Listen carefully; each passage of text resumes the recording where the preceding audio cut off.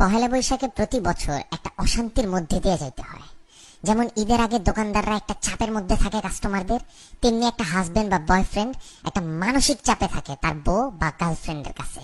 এমনই একটা গার্লফ্রেন্ড যখন তার বয়ফ্রেন্ডকে পহেলা বৈশাখ নিয়ে কথা বলে, তখন জান একটু আসো না, কথা আছে। বলো। আচ্ছা বলো তো, কোন শাড়িটা সুন্দর, এইটা না ওইটা? এটা কিনলেই হয় জান, ব্যাপার না, দুইটাই তো সুন্দর। না একটা বলো, কোনটা সুন্দর, এইটা না ওইটা?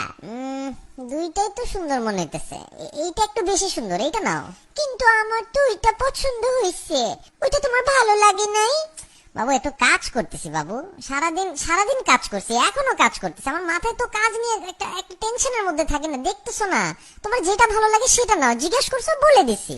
কিন্তু তুমি যেটা বলছো ওইটার তো দাম বেশি, আর আমি যেটা পছন্দ করতেছি এটা ওইটার থেকে একটু কম দাম। আরে বাবা যত দামই হোক নাও না বাবু, ভালো লাগলেই নাও, দাম দিয়ে কি, যেটা ভালো লাগে ওইটা নাও। বলো না কোনটা নিবো, এমন করো কেন?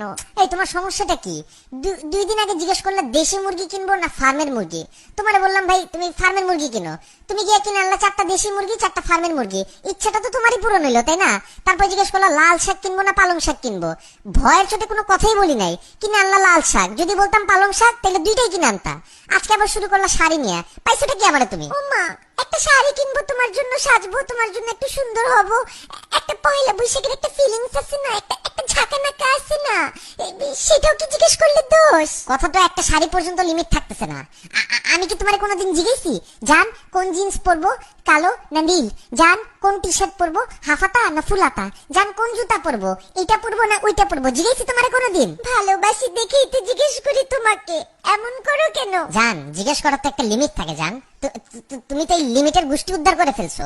আমি তো ফোন কিনছিলাম কাজের জন্য, কিন্তু আমার মোবাইলটাকে তুমি একটা দোকান বানাই দিছো। কোনোদিন যদি আমার ফোন চেক করো মনে করবা অন্য মেয়েরা পিক পাঠাইছে, ওইটা নিয়েও একটা গ্যাঞ্জাম শুরু করবা, এটা কে পাঠাইছে, এটা কবে পাঠাইছে, না আমি তো পাঠাই নাই। এত পিক পাঠাইছো তোমার নিজেরও তো মনে থাকবে না কোন পিক তুমি দিছো। আমার লাইফটাতে তো একটা দোকান বাজার বানাই দিতেছো তুমি। এত সিম্পল একটা ব্যাপারকে এত বড় করতেছো তুমি।